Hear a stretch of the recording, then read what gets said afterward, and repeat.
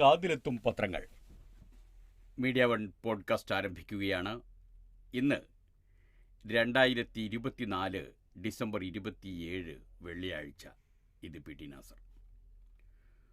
ഒരു ഒഴിവു ദിവസത്തിൻ്റെ ഇടവേളയ്ക്ക് ശേഷം പത്രങ്ങൾ വരുമ്പോൾ 2 യാത്രാമൊഴികളാണ് പ്രധാനം. MT വാസുദേവൻ നായരുടെയും ഡോക്ടർ മൻമോഹൻ സിംഗിൻ്റെയും വിടവാങ്ങൽ. മാതൃഭൂമി, മലയാള മനോരമയും കോഴിക്കോട് എഡിഷനോടൊപ്പം MTക്കായി പ്രത്യേക പതിപ്പുകൾ ഇറക്കിയിട്ടുണ്ട്. മറ്റു പത്രങ്ങൾ 1-ാം പേജ് 2 പേർക്കുമായി പങ്കിട്ടിരിക്കുകയാണ്. വായിക്കാം, കേൾക്കാം. മാതൃഭൂമിയുടെ MT വാസുദേവൻ നായർ കഥാന്ത്യം. മാതൃഭൂമിയുടെ സാധാരണ പതിപ്പിൻ്റെ 1-ാം പേജിൽ MT വാസുദേവൻ നായർ കഥാന്ത്യം എന്നാണ്. സിതാരയിൽ നിന്ന് അവസാന യാത്ര. KK അജിത് കുമാർ കോഴിക്കോട്ട് നിന്ന് എഴുതിയിരിക്കുന്നത്. ഈ യാത്ര അവസാനിക്കുന്നില്ല.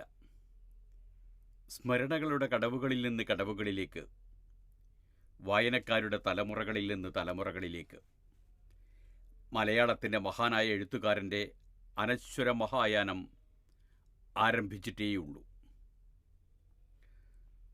നടക്കാവ് കൊട്ടാരം റോഡിലെ സിതാരയിൽ നിന്ന് മാവൂർ റോഡിലെ ശ്മശാനമായ സ്മൃതിപഥത്തിലേക്ക് പുഷ്പാലങ്കൃത വാഹനത്തിൽ MT വാസുദേവൻ നായർ അവസാന യാത്ര തുടങ്ങിയപ്പോൾ അദ്ദേഹം ഉരുവം കൊടുത്ത അക്ഷരങ്ങളെ ഹൃദയത്തോട് ചേർത്ത സഹൃദയക്കൂട്ടം നിറയുന്ന കണ്ണുകളോടെ, ഹൃദയഭാരത്തോടെ അനുഗമിച്ചു.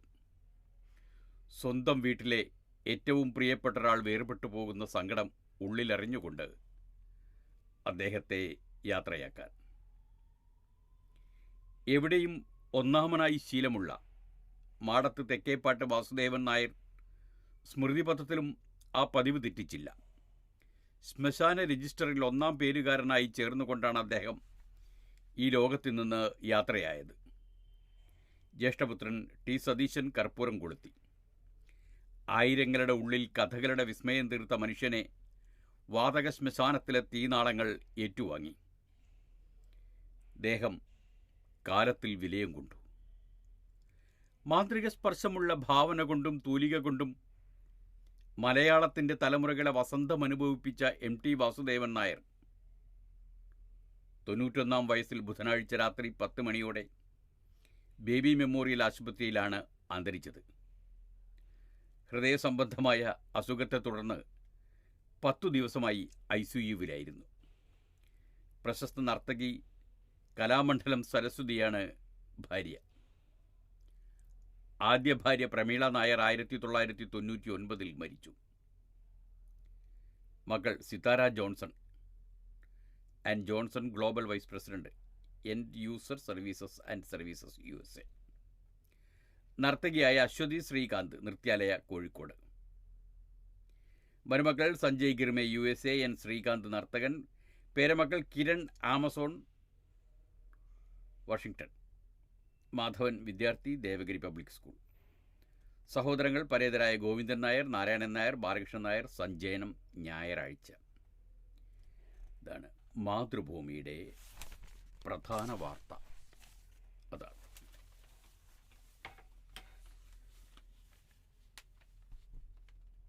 ഡോക്ടർ മൻമോഹൻ സിംഗ് അന്തരിച്ചു. സല്യൂട്ട് മൻമോഹൻ.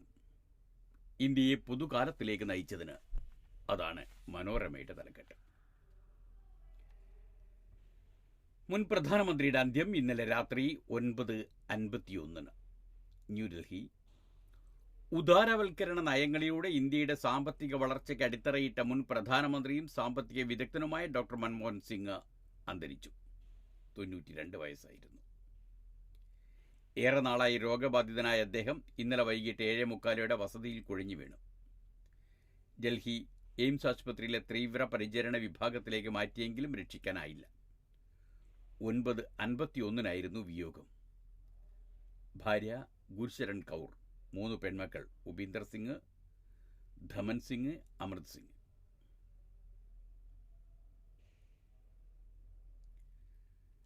മൻമോഹൻ്റെ ആരോഗ്യനില ഗുരുതരമാണെന്നറിഞ്ഞതോടെ രാത്രി 9 AICC general secretary Priyanka Gandhi എയിംസിലേക്കെത്തി. മറ്റു കോൺഗ്രസ് നേതാക്കളും BJP അധ്യക്ഷൻ JP നദ്ദയും പിന്നാലെ എത്തിയിരുന്നു. കേന്ദ്ര സർക്കാർ 7 ദിവസത്തെ ഔദ്യോഗിക ദുഃഖാചരണം പ്രഖ്യാപിച്ചു. ഇന്നത്തെ എല്ലാ ഔദ്യോഗിക പരിപാടികളും റദ്ദാക്കി. രാവിലെ 11 കേന്ദ്ര മന്ത്രിസഭ പ്രത്യേക യോഗം ചേരും. നാളെ AICC ആസ്ഥാനത്ത് പൊതുദർശനത്തിന് ശേഷമാകും സംസ്കാരം. മൻമോഹൻ സിംഗ് കേന്ദ്ര ധനമന്ത്രിയായിരുന്ന 1991-96 കാലഘട്ടത്തിലാണ് ഇന്ത്യ സോഷ്യലിസ്റ്റ് പാതയിൽ നിന്ന് സാമ്പത്തിക ഉദാരവൽക്കരണത്തിന്റെ പുതുകാലത്തിലേക്ക് ചുവടുമാറ്റിയത്. വിദേശത്ത് സ്വർണം വരെ പണയം വെക്കേണ്ട പ്രതിസന്ധിയുടെ കാലത്ത് ധനമന്ത്രിയായ അദ്ദേഹം സമ്പദ് വ്യവസ്ഥയെ ചുവപ്പുനാട കുരുക്കിൽ നിന്ന് മോചിപ്പിച്ചു. സ്വകാര്യവൽക്കരണത്തിന് ആക്കം കൂട്ടിയും വിദേശ നിക്ഷേപത്തെ പ്രോത്സാഹിപ്പിച്ചും ഘട്ടം ഘട്ടമായി രൂപയുടെ സ്വതന്ത്ര വിനിമയം അനുവദിച്ചുമുള്ള വിപ്ലവകരമായ നയം മാറ്റത്തിൻ്റെ ഒരു ഘട്ടത്തിലും കാലിടറാതിരിക്കാൻ സാമ്പത്തിക വിദഗ്ധനെന്ന നിലയിലുള്ള മികവ് മൻമോഹനെ തുണച്ചു. 2004 മുതൽ 2014 വരെ പ്രധാനമന്ത്രിയായിരുന്ന മൻമോഹൻ്റെ ഭരണകാലമാകട്ടെ അടിസ്ഥാന ജനവിഭാഗങ്ങളെ കൂടുതൽ ശാക്തീകരിച്ച തൊഴിലുറപ്പ് നിയമം, വിദ്യാഭ്യാസ നിയമം, വിദ്യാഭ്യാസ അവകാശ നിയമം തുടങ്ങിയവയുടെ പേരിലാണ് ശ്രദ്ധേയമായത്. 2008-2009 ലോകത്തെ പിടിച്ചുകുലുക്കിയ സാമ്പത്തിക പ്രതിസന്ധി ഇന്ത്യയെ ബാധിച്ചതുമില്ല. 2008 US-ഉമായുള്ള സിവിൽ ആണവ കരാർ പിന്നീടുള്ള ഇന്ത്യയുടെ വിദേശ നയത്തെ സ്വാധീനിച്ച ശ്രദ്ധേയമായ ചുവടുവെപ്പായി. ഇതിൻ്റെ പേരിൽ ഇടതുകക്ഷികൾ UPA സർക്കാരിനുള്ള പിന്തുണ പിൻവലിച്ചെങ്കിലും ലോക്സഭയിൽ വിശ്വാസ വോട്ട് നേടി അദ്ദേഹം തുടർന്ന് 2009 പൊതു തെരഞ്ഞെടുപ്പിൽ ഭരണം നിലനിർത്തുകയും ചെയ്തു. നെഹ്റുവിന് ശേഷം ഭരണത്തിൽ 5 വർഷം പൂർത്തിയാക്കി ഉടൻ ഭരണം നേടിയ ആദ്യ പ്രധാനമന്ത്രിയുമായി. രണ്ടാം UPA സർക്കാരിൻ്റെ കാലത്ത് 2G സ്പെക്ട്രം ലേലം ഉൾപ്പെടെയുള്ളവയിൽ ഉയർന്ന അഴിമതി ആരോപണങ്ങൾ തിരിച്ചടിയായി. 2014 തെരഞ്ഞെടുപ്പിൽ കോൺഗ്രസ് കനത്ത തോൽവി ഏറ്റുവാങ്ങുകയും ചെയ്തു. എങ്കിലും മൻമോഹൻ്റെ വ്യക്തിപരമായ സംശുദ്ധി എതിരാളികൾ പോലും അംഗീകരിച്ചു. 6 തവണ രാജ്യസഭാംഗമായ മൻമോഹൻ 1999 സൗത്ത് ഡൽഹിയിൽ നിന്ന് ലോക്സഭയിലേക്ക് മത്സരിച്ചെങ്കിലും ജയിക്കാനായില്ല. ഇന്നലെ മുതൽ റാവു വരെ ഒപ്പം ഒരേയൊരു മൻമോഹൻ എന്നൊരു കുറിപ്പും മനോരമ 1-ാം പേജിൽ തന്നെ നൽകിയിട്ടുണ്ട്. അതിങ്ങനെയാണ്: പ്രധാനമന്ത്രിയാകും മുമ്പ് മൻമോഹൻ സിംഗ് 7 പ്രധാനമന്ത്രിമാരെ സേവിച്ചിട്ടുണ്ട്. അവരെടുത്ത സാമ്പത്തിക തീരുമാനങ്ങളുടെ പിന്നിലെ പ്രേരക ശക്തിയായിരുന്നു ഡോക്ടർ മൻമോഹൻ. ഇന്ദിരാഗാന്ധിയോടൊപ്പമായിരുന്നു തുടക്കം. 1971 വിദേശ വാണിജ്യ മന്ത്രാലയത്തിൻ്റെ സാമ്പത്തിക ഉപദേഷ്ടാവായി. മൊറാർജി ദേശായി, ചൗധരി ചരൺ സിംഗ്, രാജീവ് ഗാന്ധി, VP സിംഗ്, ചന്ദ്രശേഖർ, PV നരസിംഹറാവു എന്നിവരോടൊപ്പവും മൻമോഹൻ സിംഗ് സേവനമനുഷ്ഠിച്ചു. ഇന്ത്യയുടെ കാലത്ത് സാമ്പത്തിക വളർച്ചയുടെ പിന്നിലെ പ്രധാന കരുത്ത് മൻമോഹനായിരുന്നു. നരസിംഹറാവു പ്രധാനമന്ത്രിയായപ്പോൾ മൻമോഹനെ ധനമന്ത്രിയാക്കിയത് സാമ്പത്തിക രംഗത്തെ അദ്ദേഹത്തിൻ്റെ മികവ് പരിഗണിച്ചാണ്. അതിന് ഫലവുമുണ്ടായി. മൻമോഹൻ ലോകത്തെ ഏറ്റവും ശ്രദ്ധേയനായ ധനമന്ത്രിയായി. ഇന്ത്യയെ കരുത്തുറ്റ സാമ്പത്തിക ശക്തിയുമാക്കി. അദ്ദേഹം സൃഷ്ടിച്ച മാതൃക പിന്തുടരാനേ പിന്നീട് വന്ന സർക്കാരുകൾക്കായുള്ളൂ എന്നത് മൻമോഹൻ സിംഗ് എന്ന സാമ്പത്തിക ശാസ്ത്രജ്ഞൻ്റെ വിജയമാണ്. സാമൂഹിക മാറ്റത്തിനുള്ള മാധ്യമമാകണം രാഷ്ട്രീയം. വ്യക്തികൾക്ക് അധികാരവും സമ്പത്തും ഉണ്ടാക്കാനുള്ള മാർഗമാകരുത് അത്. രാഷ്ട്രീയത്തിൽ സജീവമാകുന്നതിന് മുൻപ് 1991 മൻമോഹൻ പറഞ്ഞതാണിത്. പിന്നീട് രാഷ്ട്രീയത്തിൽ ഇറങ്ങി ഉന്നത പദവികളിലെത്തിയപ്പോഴും മൻമോഹൻ സിംഗ് ഈ വാക്കുകൾ മറന്നില്ല. നരസിംഹറാവു സർക്കാരിൽ ധനമന്ത്രിയായിരിക്കെ 3 തവണ മൻമോഹൻ സിംഗ് രാജിക്കൊരുങ്ങിയിട്ടുണ്ട്. ആദ്യത്തെ രാജിനീക്കം ഓഹരി കുംഭകോണം വന്നപ്പോഴായിരുന്നു. പക്ഷേ രാജിക്കത്ത് റാവു സ്വീകരിച്ചില്ല. പൊതുവിതരണ ശൃംഖലകളിലൂടെ ഉയർന്ന സാധനങ്ങളുടെ വില കുത്തനെ ഉയർന്നപ്പോഴായിരുന്നു രണ്ടാമത്തെ രാജ്യസന്നദ്ധത. അതും റാവു സ്വീകരിച്ചില്ല. പാർട്ടിക്കുള്ളിൽ ചിലർ വിമർശിപ്പിച്ചപ്പോഴായിരുന്നു മൻമോഹൻ സിംഗിൻ്റെ 3-ാം തവണ രാജിക്കൊരുങ്ങിയത്. എന്നാൽ റാവു അത് കൈക്കൊണ്ടില്ല. മൻമോഹനെ രാജ്യസഭയിൽ കോൺഗ്രസിൻ്റെ നേതാവാക്കുകയും ചെയ്തു.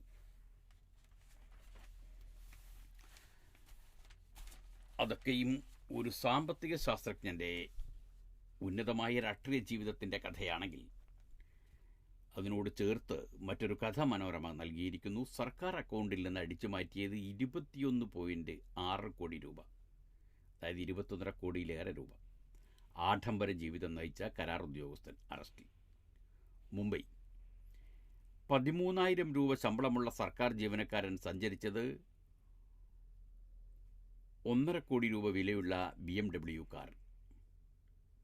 വിമാനത്താവളത്തിനടുത്ത് പെൺസുഹൃത്തിന് വാങ്ങി നൽകിയത് 4 ബെഡ്റൂം ഫ്ലാറ്റ്. സ്വന്തമായി ഒട്ടേറെ വില കൂടിയ വാഹനങ്ങൾ. സ്പോർട്സ് കോംപ്ലക്സിലെ കമ്പ്യൂട്ടർ ഓപ്പറേറ്ററായ ഹർഷൻ കുമാർ ഷിർസാഗറാണ് ആഡംബര ജീവിതം നയിച്ചു കുടുങ്ങിയത്.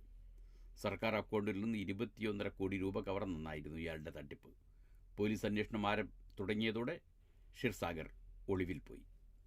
സ്പോർട്സ് കോംപ്ലക്സിൻ്റെ പേരിലുള്ള പഴയ ലെറ്റർ ഹെഡ് ഉപയോഗിച്ച് ബാങ്കുമായി ലിങ്ക് ചെയ്ത മെയിൻ ID മാറ്റിയ ഷിർസാഗർ വ്യാജരേഖകൾ സംഘടിപ്പിച്ച അക്കൗണ്ടിൽ നിന്ന് കോടികൾ സ്വന്തം അക്കൗണ്ടിലേക്ക് മാറ്റുകയായിരുന്നു. ജൂലൈ 1-നും ഡിസംബർ 7-നും ഇടയിലാണ് തുക മാറ്റിയത്. അസ്വാഭാവിക ഇടപാടുകൾ ശ്രദ്ധയിൽപ്പെട്ട സ്പോർട്സ് ഓഫീസർ നൽകിയ പരാതി അന്വേഷിച്ചപ്പോഴാണ് തട്ടിപ്പ് പുറത്തു വന്നത്. അനധികൃതമായി പണം കൈമാറിയ അക്കൗണ്ടുകൾ മരവിപ്പിച്ച് വാഹനങ്ങൾ പിടിച്ചെടുത്തിട്ടുണ്ട്. ഷിർസാഗറെ സഹായിച്ചതിന് 2 സർക്കാർ ജീവനക്കാരെ അറസ്റ്റ് ചെയ്ത് പോലീസ്. തട്ടിപ്പിൽ കൂടുതൽ പേർ ഉൾപ്പെട്ടിട്ടുണ്ടെന്നാണ് സംശയിക്കുന്നത്. ഷുഹൈബിനായി ലുക്കൌട്ട് നോട്ടീസ് പുറത്തിറക്കി. ചോദ്യക്കടലാസ് ചോർച്ചയാണ് സംഭവം. കോഴിക്കോട് 10ാം ക്ലാസ് +1 പരീക്ഷകളുടെ ചോദ്യക്കടലാസുകൾ ചോർത്തിയ സംഭവത്തിൽ ആരോപണം നേരിടുന്ന MS സൊല്യൂഷൻസ് CEO മുഹമ്മദ് ഷുഹൈബിനായി അന്വേഷണ സംഘം ലുക്കൌട്ട് സർക്കുലർ പുറത്തിറക്കി. നിലവിൽ ഒളിവിൽ കഴിയുന്ന ഷുഹൈബ് രാജ്യം വിടാതിരിക്കാനായാണ് പോലീസ് വിമാനത്താവളങ്ങളിൽ ജാഗ്രതാ നിർദ്ദേശം നൽകിയത്. ചോദ്യം ചെയ്യലിനെത്താൻ നോട്ടീസ് നൽകിയിട്ടും ക്രൈംബ്രാഞ്ച് മുൻപാകെ ഇതുവരെ ഷുഹൈബ് ഹാജരായിരുന്നില്ല. 31-നാണ് ഷുഹൈബിൻ്റെ മുൻകൂർ ജാമ്യാപേക്ഷ കോഴിക്കോട് പ്രിൻസിപ്പൽ സെഷൻസ് ജഡ്ജി പരിഗണിക്കുന്നത്.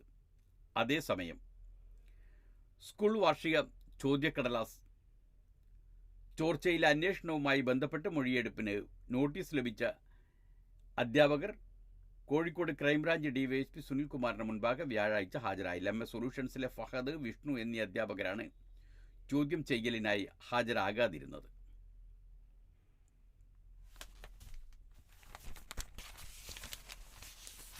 ബാംഗ്ലൂരു യാർഡിൽ രൂപമാറ്റം വരുത്തിയിട്ട നവകേരള ബസ് വീണ്ടും നിരത്തിൽ എന്ന്. ബാംഗ്ലൂരുവിൽ നിന്ന് ഇന്നലെ വൈകുന്നേരം 5:50-ന് യാത്ര പുറപ്പെട്ടു.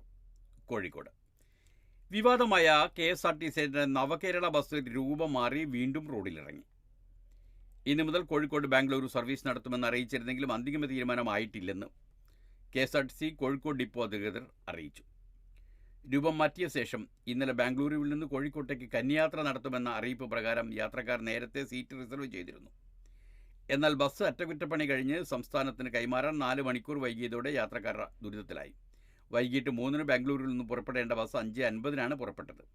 റിസർവ് ചെയ്ത യാത്രക്കാരെ കയറ്റിയാണ് പുറപ്പെട്ടത്. വൈകി ഓടിയതിനാൽ മുത്തങ്ങ വഴി രാത്രി യാത്ര തടസ്സപ്പെട്ടു. തുടർന്ന് ബസ് കുട്ടം മാനന്തവാടി വഴിയാണ് വന്നത്. സാധാരണ പുഷ് ബാക്ക് സീറ്റ് മാത്രമാക്കി നിറം മാറ്റി ബസ് ഇന്നലെ നൽകുമെന്ന് അറിയിച്ചതിനാലാണ് 3-ന് കോഴിക്കോട്ടേക്ക് സർവീസ് പ്രഖ്യാപിച്ചത്. കോഴിക്കോട് നിന്ന് ജീവനക്കാരനായ NP സനീഷ്, K ജാഫർ എന്നിവർ ബാംഗ്ലൂരിലെത്തി. എന്നാൽ ബസ് ലഭിച്ചത് വൈകിട്ട് 5:50-നാണ്. 9:20-ന് മൈസൂരിലെത്തി. ബത്തേരിക്ക് ടിക്കറ്റ് എടുത്ത യാത്രക്കാർ വലഞ്ഞു. അവരെ കൽപ്പറ്റയിൽ നിന്ന് ബത്തേരിയിലെത്തിക്കാൻ മറ്റു സൗകര്യം ഒരുക്കി.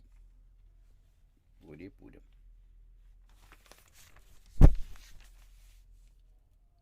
ദേശീയ ചിഹ്നവും രാഷ്ട്രപതി, പ്രധാനമന്ത്രി എന്നിവരുടെ ചിത്രങ്ങളും ദുരുപയോഗം ചെയ്താൽ ശിക്ഷ വരുന്നു 5 ലക്ഷം വരെ ഗുരുതരമായ പിഴവുകൾ. ന്യൂഡൽഹി ദേശീയ ചിഹ്നവും രാഷ്ട്രപതി, പ്രധാനമന്ത്രി എന്നിവരുടെ ചിത്രങ്ങളും ദുരുപയോഗം ചെയ്യുന്നതിന് ഗുരുതരമായ പിഴ ശിക്ഷ ഈടാക്കുന്ന നിയമപരിഷ്കാരത്തിന് കേന്ദ്രം തയ്യാറെടുക്കുന്നു.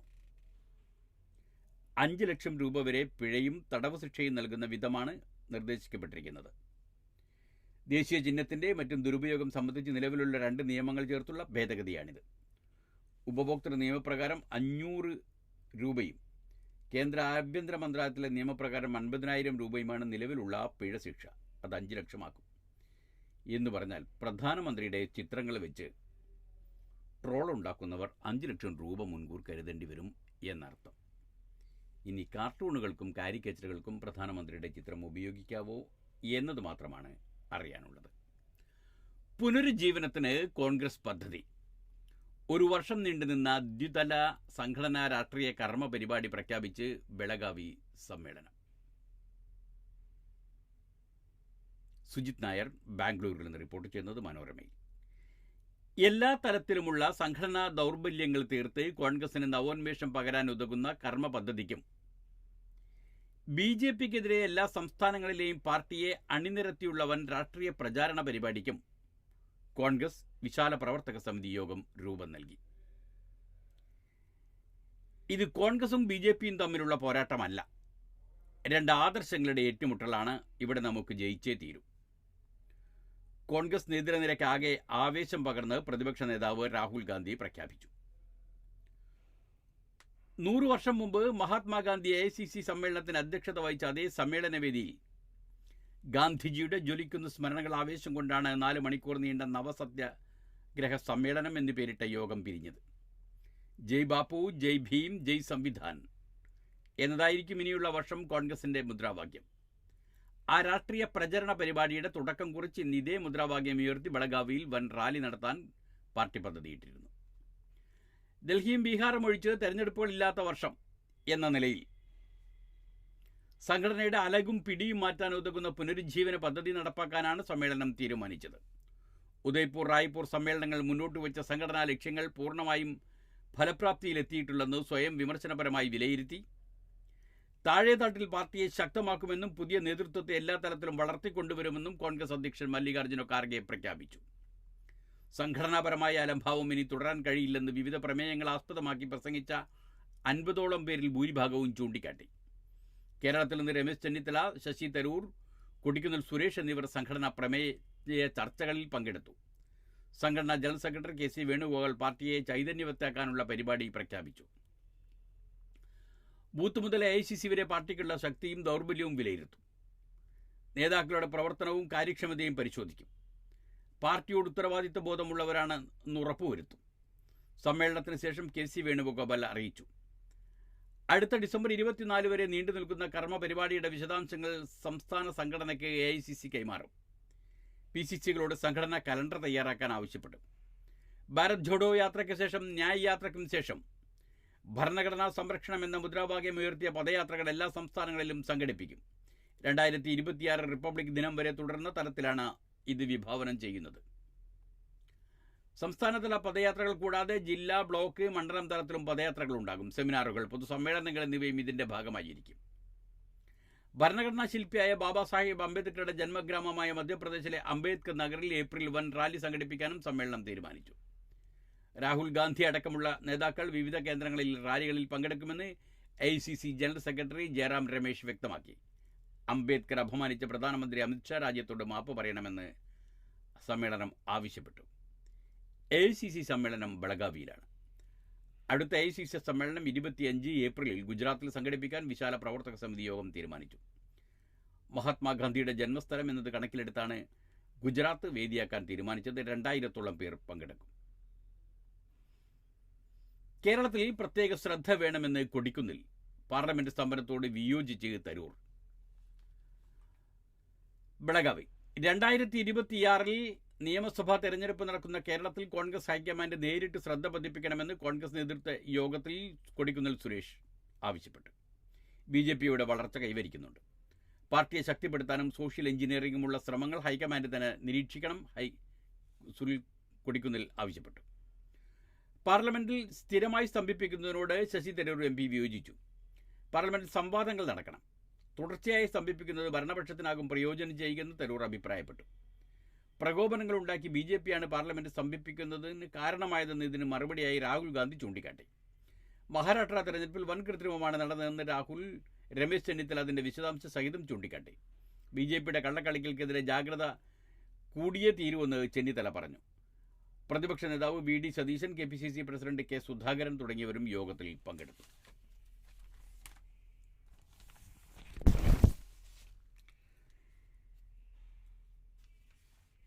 GSTയിൽ രജിസ്റ്റർ ചെയ്ത വ്യാപാരികൾക്ക് പഴയ വാഹനങ്ങളുടെ വിൽപ്പനയിൽ ലാഭമെങ്കിൽ മാത്രം GST അടച്ചാൽ മതി എന്നൊരു നിയമം. വ്യക്തികൾ പഴയ വാഹനം വിൽക്കുന്നതിന് GST ഇല്ലെന്നും കേന്ദ്രം. മനോരമയിൽ അങ്ങനെ ഒരു വാർത്തയുണ്ട്. കൊച്ചി. ഒരാൾ ഉപയോഗിച്ച പഴയ കാർ മറ്റൊരാൾക്ക് വ്യക്തിപരമായി വിൽക്കുന്നതിന് GST ബാധകമല്ലെന്ന് കേന്ദ്ര സർക്കാർ അറിയിച്ചു. ബിസിനസ് എന്ന നിലയിൽ രജിസ്റ്റർ ചെയ്ത ഇത്തരം വാഹനങ്ങളുടെ വ്യാപാരം നടത്തുന്നവർക്ക് മാത്രമാണ് GST ബാധകമാകുന്നത്. ബിസിനസ് എന്ന നിലയിൽ രജിസ്റ്റർ ചെയ്ത് ഇത്തരം വാഹനങ്ങളുടെ വ്യാപാരം നടത്തുന്നവർക്ക് മാത്രമാണ് GST ബാധകമാകുന്നത്. നടപടിക്രമങ്ങൾ ലളിതവൽക്കരിക്കുന്നതിൻ്റെ ഭാഗമായി ഇലക്ട്രിക് വാഹനങ്ങൾ ഉൾപ്പെടെ പഴയതും ഉപയോഗിച്ചതുമായ എല്ലാ വാഹനങ്ങളുടെയും വിൽപ്പന നികുതി 18% GST എന്ന ഏകീകൃത നിരക്ക് നിശ്ചയിക്കാനാണ് 55ാമത് GST സമിതി ശുപാർശ ചെയ്തത്. മുൻപ് വ്യത്യസ്ത നിരക്കുകളാണ് ഈടാക്കിയിരുന്നത്. ഏതെങ്കിലും പുതിയ നികുതി ചുമത്താൻ GST ശുപാർശ ചെയ്തിട്ടില്ലെന്നാണ് കേന്ദ്രം പറയുന്നത്. പഴയ വാഹനങ്ങളുടെ വിൽപ്പന മൂല്യത്തിന് GST നൽകേണ്ടതുണ്ടോ എന്നാണല്ലോ ചോദ്യം. ഉത്തരം ഇതാണ്. 1961 ആദായ നികുതി നിയമത്തിലെ സെക്ഷൻ 32 പ്രകാരം രജിസ്റ്റർ ചെയ്ത വ്യക്തി വിലയിടിവിന് അവകാശവാദം ഉന്നയിച്ചിട്ടുണ്ടെങ്കിൽ വിതരണക്കാരൻ്റെ ലാഭത്തുകയുടെ മൂല്യത്തിന് മാത്രമേ GST നൽകേണ്ടതുള്ളൂ. വിലയിടിവ് കാരണം ലാഭമില്ലാത്ത സാഹചര്യത്തിൽ GST നൽകേണ്ടതില്ല. മറ്റു സാഹചര്യങ്ങളിലെല്ലാം വിതരണക്കാരൻ്റെ ലാഭവിഹിതത്തിൻ്റെ മൂല്യത്തിന് മാത്രമേ GST നൽകേണ്ടതുള്ളൂ. ലാഭവിഹിതമില്ലാത്ത സാഹചര്യത്തിൽ GST നൽകേണ്ടതില്ല എന്നാണ്.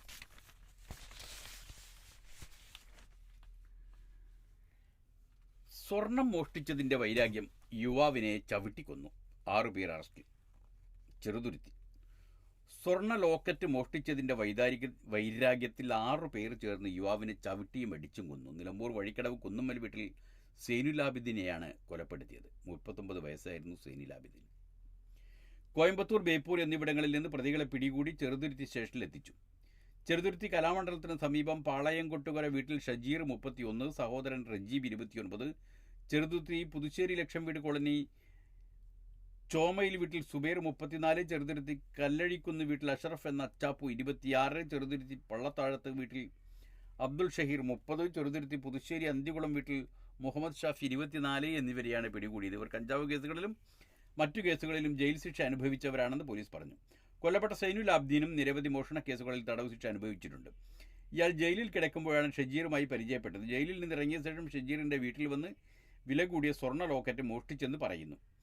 നിരവധി തവണ ചോദിച്ചിട്ട് നൽകാത്ത വൈരാഗ്യത്തെ തുടർന്നാണ് കൊലപാതകത്തിലേക്ക് നയിച്ചതെന്നും പോലീസ് വ്യക്തമാക്കി. മരിച്ച സൈനുലാബ്ദീൻ വേറെ ആളുകളെ കൊണ്ട് ചെറുതുരുത്തി പുതുശ്ശേരി ശ്മശാനം കടവിലേക്ക് വിളിച്ചു വരുത്തുകയായിരുന്നു. അവിടെ വെച്ച് സംഘം ചേർന്ന് മദ്യപിച്ചു. തുടർന്ന് ചോദ്യം ചെയ്യുകയും ക്രൂരമായി ചവിട്ടുകയും അടിക്കുകയും ചെയ്തു. മർദ്ദനത്തിൽ സൈനുലാബ്ദീൻ്റെ വാരിയൽ ഒടിഞ്ഞു. മരണം ഉറപ്പായപ്പോൾ വെള്ളത്തിലേക്ക് എടുത്തെറിയുകയായിരുന്നു.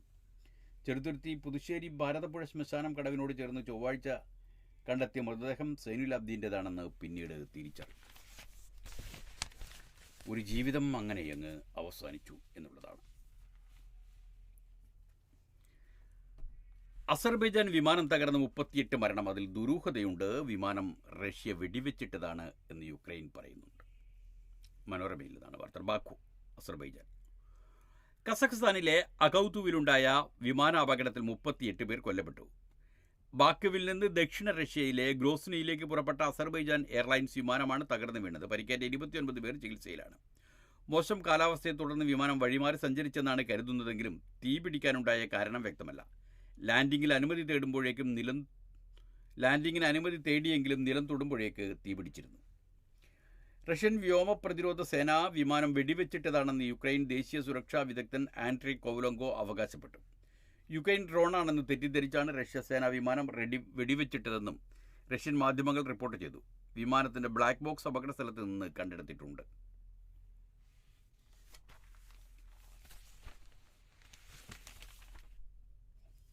വിമാനത്തിൻ്റെ ബ്ലാക്ക് ബോക്സ് അപകട സ്ഥലത്ത് നിന്ന് കണ്ടെത്തിയിട്ടുണ്ട്. അതിശൈത്യം. ഗസയിൽ നവജാത ശിശുക്കൾ മരവിച്ചു മരിച്ചു. മാധ്യമത്തിൻ്റെ അന്താരാഷ്ട്രീയ പേജിൽ നിന്നാണ്. Gaza city. ഗസയിൽ അതിശൈത്യത്തിൽ 3 നവജാത ശിശുക്കൾ തണുത്തു മരിച്ചു.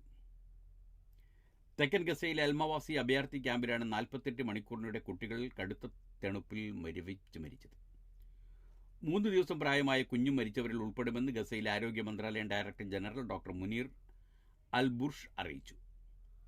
ഗസയിലെ കുറഞ്ഞ താപനിലയും അഭയാർത്ഥി ക്യാമ്പിലെ വീടുകളിൽ താപനില ക്രമീകരിക്കാനുള്ള സൗകര്യമില്ലാത്തതുമാണ് കുഞ്ഞുങ്ങളുടെ മരണത്തിലേക്ക് നയിച്ചതെന്നും അധികൃതർ വ്യക്തമാക്കി. മരിച്ച 3 ആഴ്ച മാത്രം പ്രായമുള്ള സിലാം മുഹമ്മദ് അൽ ഫസേഹ് സുഖപ്രസവത്തിൽ ജനിച്ച ആരോഗ്യമുള്ള കുഞ്ഞായിരുന്നുവെന്നും ടെൻറ്റിലെ അതിശൈത്യമായ തണുപ്പിൽ ആരോഗ്യനില മോശമാവുകയായിരുന്നുവെന്നും ഖാൻ യൂനിസിലെ നാസർ ആസ്പത്രിയുടെ കുട്ടികളുടെ വാർഡിൻ്റെ ഡയറക്ടറായ അഹമ്മദ് അൽ ഫറ പറഞ്ഞു. റഫയുടെ പടിഞ്ഞാറുള്ള തീരപ്രദേശമായ അൽമവാസിയിലെ കുടിയിറക്കപ്പെട്ട ആയിരക്കണക്കിന് പലസ്തീനികളാണ് അഭയം തേടിയിരിക്കുന്നത്. തുണിയും നൈലോണും കൊണ്ട് നിർമ്മിച്ച താൽക്കാലിക ടെൻറ്റുകളിലാണ് ഇവരുടെ താമസം. കുടുംബം ഇവിടെ മോശം സാഹചര്യത്തിലാണ് കഴിയുന്നതെന്ന് സിലയുടെ പിതാവ് മഹ്മൂദ് അൽ ഫസീഹ് പറഞ്ഞു. മണലിലാണ് കിടന്നുറങ്ങുന്നതെന്നും ആവശ്യത്തിന് പുതപ്പില്ലെന്നും അദ്ദേഹം കൂട്ടിച്ചേർത്തു.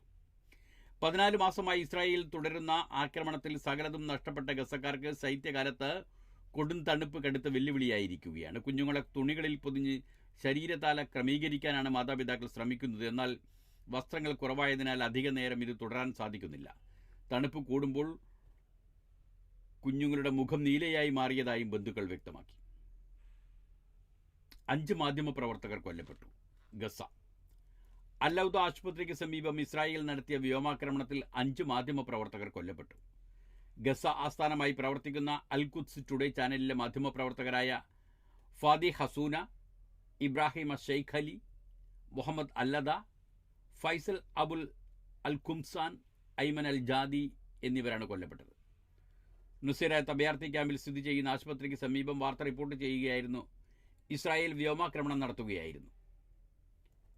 വാർത്ത റിപ്പോർട്ട് ചെയ്യുന്നതിനിടെ ഇസ്രായേൽ വ്യോമാക്രമണം നടത്തുകയായിരുന്നു. ആക്രമണത്തിൽ ചാനലിന്റെ ബ്രോഡ്കാസ്റ്റിംഗ് വാൻ കത്തുന്നതിന്റെ ദൃശ്യങ്ങൾ സമൂഹ മാധ്യമങ്ങളിൽ പ്രത്യക്ഷപ്പെട്ടു. പ്രസ് എന്നെഴുതിയ തകർന്ന വാഹനത്തിന്റെ ചിത്രം പങ്കുവെച്ചുകൊണ്ട് അൽ ഖുദ്സ് തങ്ങളുടെ ജീവനക്കാരുടെ മരണവാർത്ത പുറത്തുവിട്ടത്.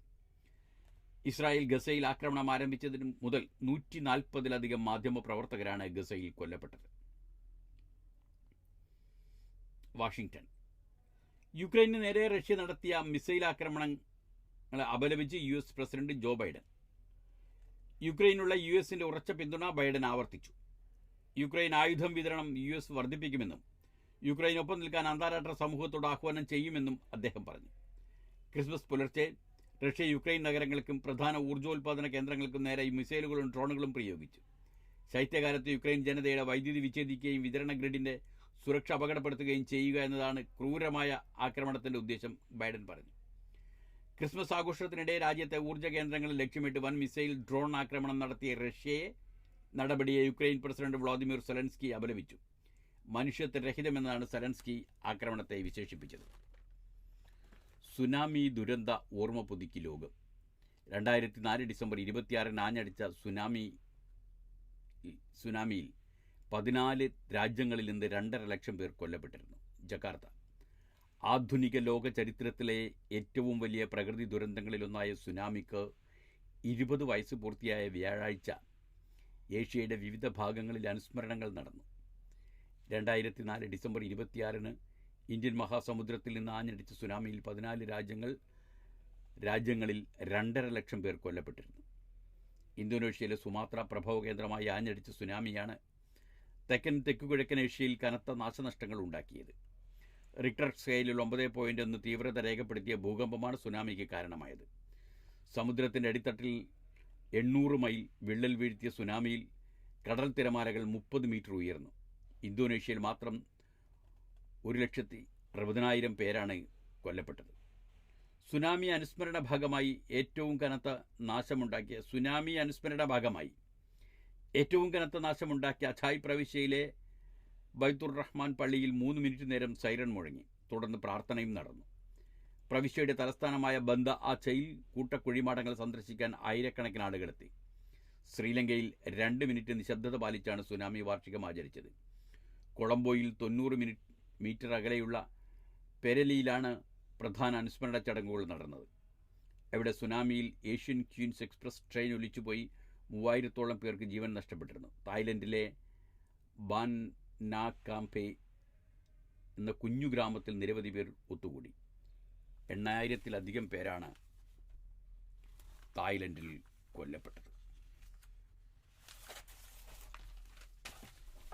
ഇതോടുകൂടി ഇന്നത്തെ വാർത്തകൾ അവസാനിക്കുകയാണ്. നാളത്തെ വാർത്തകൾ നാളെ കേൾക്കാം. നന്ദി.